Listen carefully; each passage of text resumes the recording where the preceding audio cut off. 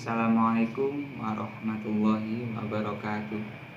Kepada yang terhormat Bapak Ladin SHI MH selaku dosen pengampu mata kuliah Hukum Acara Perdata, dan tak lupa kepada teman-teman yang berbahagia. Puja dan puji syukur kehadirat Allah Subhanahu wa Ta'ala yang mana telah memberikan kita nikmat berupa kesehatan sehingga kita bisa menjalani hari-hari seperti biasa meskipun terhalangi oleh karena adanya COVID-19 di negara kita bahkan di seluruh dunia. Salawat serta salam semoga tetap tercurahkan kehadirat Nabi Muhammad SAW yang mana telah membawa kita dari gelapnya zaman jahiliyah menuju zaman yang terang benderang, yakni ad-dinul Islam. Di sini saya Ahmad Zainul, mahasiswa Institut Agama Islam Negeri Tulung Agung dengan nomor induk 121021931 akan membawakan sedikit penjelasan tentang makalah dari kelompok saya, yaitu tentang pengertian saksi, pengertian persangkaan, pengertian pengakuan, dan pengertian sumpah. Langsung saja kita menuju pembahasan yang pertama, yaitu tentang pengertian saksi. Pengertian saksi.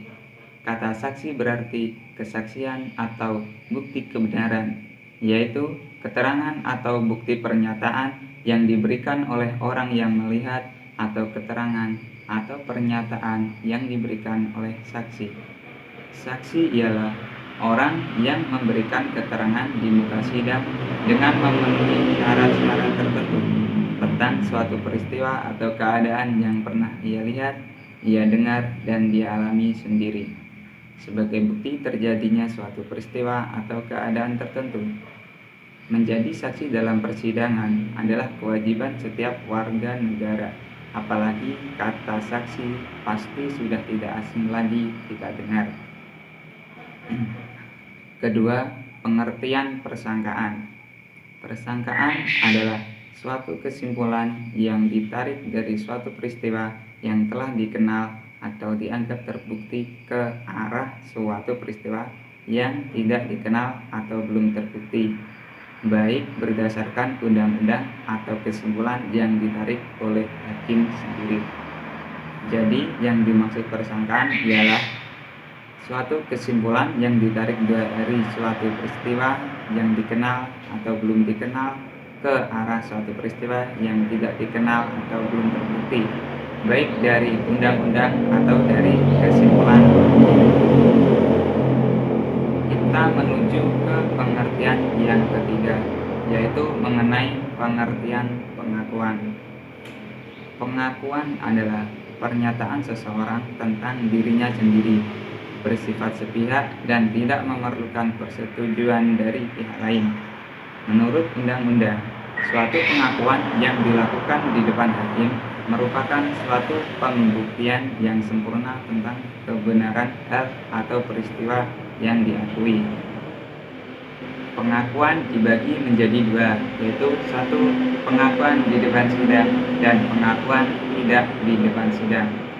Langsung saja kita menuju contoh yang pertama, yaitu pengakuan di depan sidang. Contohnya adalah sebagai alat bukti yang sempurna dan mengikat. Jadi pihak lawan atau hakim tidak perlu membuktikan. Lain lagi, telah cukup untuk memutus dalam bidang persengketaan yang telah diakui tersebut.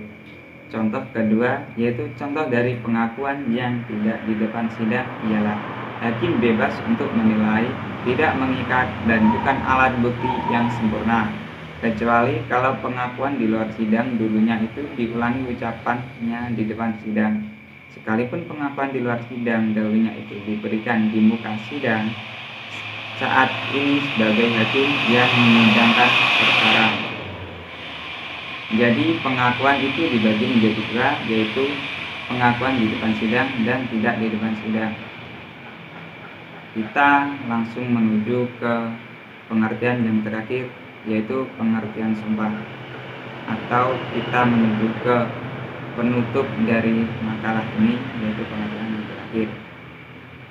Sumpah ialah suatu pernyataan yang hikmat yang diberikan atau diucapkan pada waktu memberi janji atau keterangan dengan mengingat sifat Maha Kuasa Tuhan dan percaya bahwa siapa saja yang memberi keterangan atau janji yang tidak benar akan dihukum oleh Tuhan yang Maha Kuasa. Apabila dalam pernyataan sumpah tersebut terdapat kata-kata yang tidak sesuai dengan kenyataannya, saksi dari sumpah tersebut yang menghukum adalah Allah Subhanahu wa Ta'ala yang akan dipertanggungjawabkan di akhirat kelak. Jadi, sumpah itu ialah pernyataan yang hikmat yang diberikan oleh seseorang kepada orang lain, yang mana dalam melakukan sumpah ia mengingat sifat Maha Kuasa Tuhan dan percaya bahwa siapa saja yang memberi keterangan atau janji yang tidak benar maka akan dihukum oleh Allah. Sumpah mempunyai bukti, yaitu alat bukti sumpah tidak bisa berdiri sendiri, yang berarti bahwa hakim tidak bisa memutuskan suatu perkara hanya semata-mata berdasarkan kepada sumpah tersebut tanpa disertai oleh alat bukti lainnya. Sumpah hanya merupakan salah satu alat bukti yang dapat diandalkan untuk pengambilan keputusan terakhir. Sumpah dan alat bukti merupakan dua hal yang tidak dapat dipisahkan. Sumpah hanyalah salah satu hal yang hanya dijadikan sebagai hasil akhir dari suatu perkara dalam persidangan. Jadi, dari makalah yang saya jelaskan tadi, dapat kita tarik kesimpulan bahwa pertama, saksi ialah orang yang memberikan keterangan tentang suatu peristiwa atau keadaan yang ia lihat, ia dengar, dan ia alami sendiri sebagai bukti terjadinya peristiwa atau keadaan tertentu dengan syarat-syarat yang telah ditentukan. Yang kedua, persangkaan adalah kesimpulan yang ditarik dari sebuah peristiwa yang sudah dianggap terbukti ke arah suatu peristiwa yang tidak dikenal atau belum terbukti, baik yang berdasarkan undang-undang atau kesimpulan yang ditarik oleh hakim. Kesimpulan yang ketiga, pengakuan. Pengakuan adalah pernyataan seseorang tentang apa yang ada pada dirinya yang bersifat sepihak dan tidak memerlukan persetujuan pihak lain. Kesimpulan yang terakhir ialah mengenai sumpah. Sumpah ialah suatu pernyataan yang diucapkan pada waktu memberikan keterangan dengan mengingat Tuhan dan percaya bahwa siapa saja yang memberi keterangan atau janji yang tidak benar atau tidak sesuai dengan apa yang dikatakan, maka akan mendapatkan konsekuensi di akhirat kelak. Saya rasa cukup sekian presentasi atau pemaparan makalah saya. Kurang lebihnya saya mohon maaf. Wabillahi taufik wal hidayah, waridho wal inayah. Assalamualaikum warahmatullahi wabarakatuh.